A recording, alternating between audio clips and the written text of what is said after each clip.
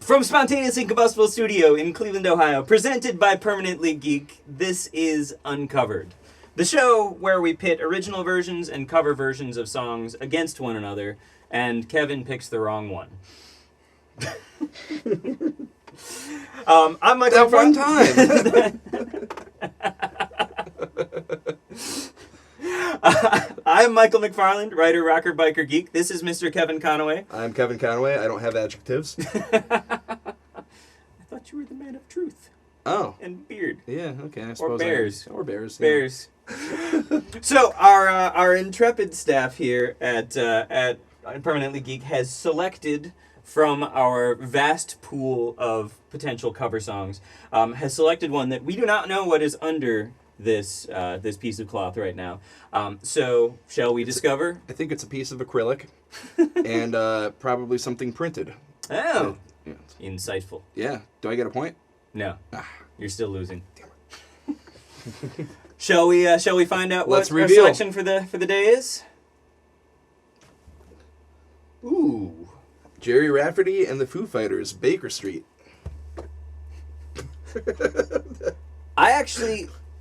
I don't know either version of the song. So this is going to be an interesting one. This will be an interesting one. Yeah. I actually have no idea who Gerry Rafferty is. He's that guy. that guy. So he's not No, he's not any of these guys. Okay. He's that guy. Fair enough. All right, well, let's discover who Gerry Rafferty is. We are going to listen to both of these songs in full. You will hear short clips of the two of them, so Gerry Rafferty doesn't sue us. So we will be right back.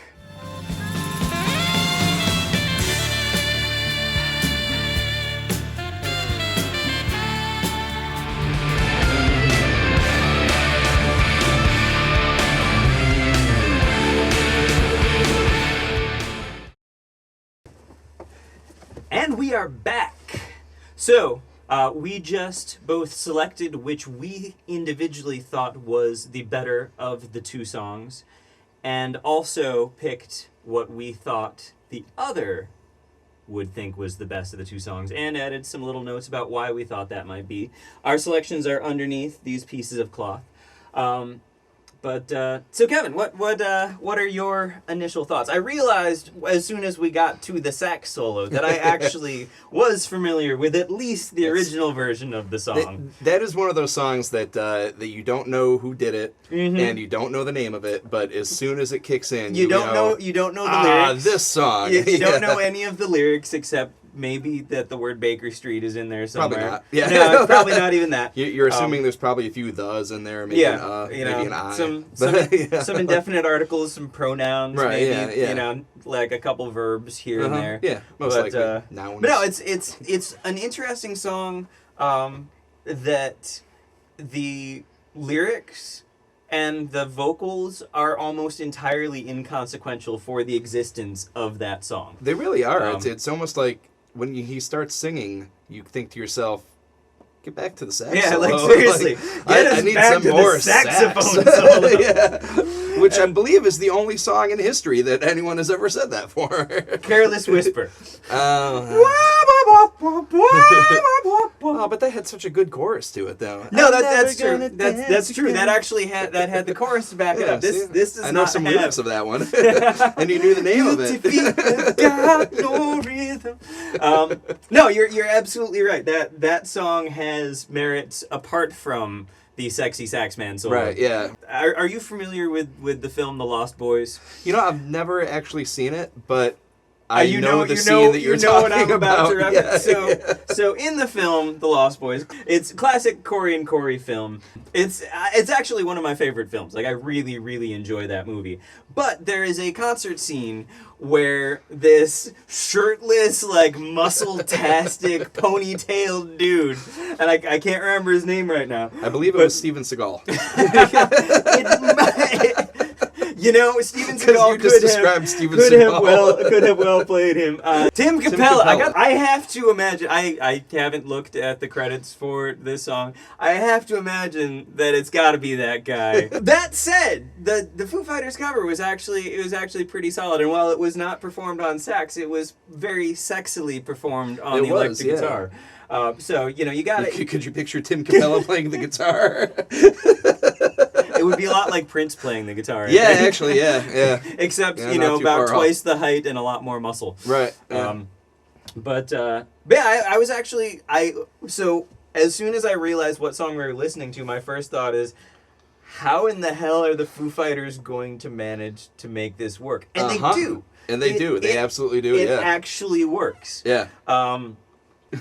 So yeah, this is actually a tough decision because I love the Foo Fighters, and this is Color and the Shape era Foo Fighters, which is it was a B-side of I forget which single, but one of the singles from Color and the Shape. Okay, and that's one of my like top 20 records of all time. Like it's on my list of my favorite records. Fantastic record.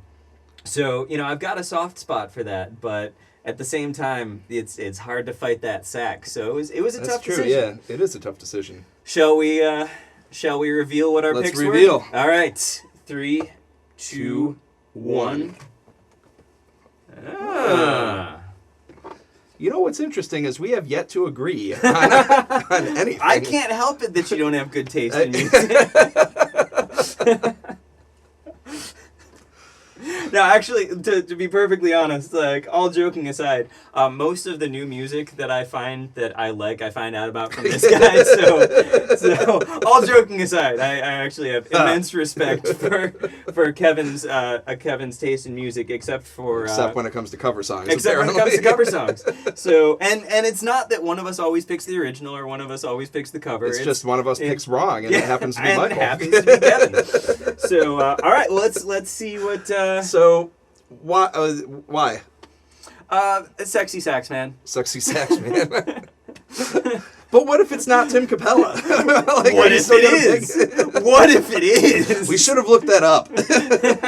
Well, it's too late now. Damn it. Too late now. If you are Tim Capella, know Tim Capella, or have any knowledge about Tim Capella's participation in the original Baker Street by Gerry Rafferty, please let us know in the comments. Oh, here comes 100 people commenting, claiming to be Tim Capella. and I've got a birthday coming up that I would love to have you come perform at my birthday party.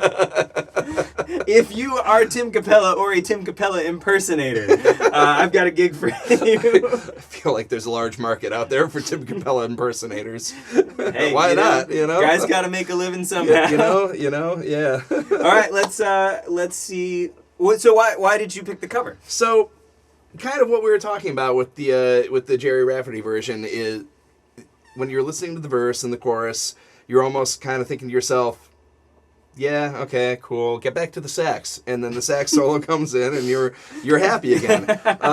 The Foo Fighters version, I feel like it really distinguishes more of the chorus and some of the other parts of the song as well. And to the point where feel like Dave Grohl's vocal delivery justifies the verses. It fits very well. So much more. Yeah, it fits very well. And in the Foo Fighter version, you know, you can get more of the fist pumping going earlier in the song. Aside you know, from, the chorus kicks in and you're like, oh, this is a good chorus. Let's get some fist pumping. Yeah, that's fair. That's fair. And I like the fact that they maintained the nice little like dive bombing guitar solo in there. They kept that in, which was nice. But no, like I said, I quite enjoyed the Foo Fighters version. But yeah, you know, if it had had an actual saxophone, it might have won me over. Because that was the tipping point. Yeah, aside from Sexy Sax Man, I actually liked everything about the Foo Fighters version better. But there's some things that you just can't make up for in guitar. You should have added the Sexy Sax Man. All right. Well, let's see if you picked correctly for me. All right. Here we go. Damn it. So Michael picked Foo Fighters because Foo Fighters. I thought solid logic right there. Knowing you, I felt like that was a pretty solid justification. Pretty solid logic, yeah. And Kevin incorrectly picked Foo Fighters because that. Which, again... I thought that was pretty solid logic, too.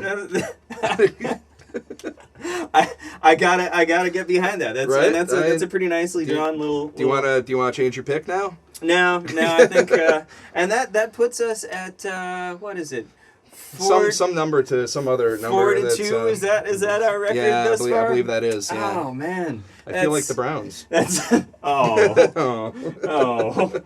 If you're watching this in the future, right after the Browns win the Super Bowl, congratulations! I would like to visit that. Man, that how future. far in the future are they watching this? In the year 2000. Does YouTube even exist at that point? Oh. Maybe it's like alternate, like Back to the Future type. If you're watching this in an alternate dimension, when the Browns have won the Super Bowl, I want to go to there. Yeah. So, thank you guys so much for watching. Make sure you subscribe to Permanently Geek. There's all kinds of other shows on there about music and films. There's going to be stuff about cosplay. There's video games. There's smashing. And who doesn't like a good smashing from time to time? Yeah. Billy Corgan loves it. Actually, there is a video of Smashing Pumpkins, not involving Billy Corgan, but involving my face painted on a pumpkin. Yeah. That then has an axe taken to it. We've all wanted to do it at some point. Oh. So thanks again for joining us. You can find me on Twitter at MichaelMCFMusic. Kevin_Conaway. So make sure you follow us there and subscribe to the channel and stick around for a lot more uncovered action. Thanks for hanging out, and we'll see you next time around.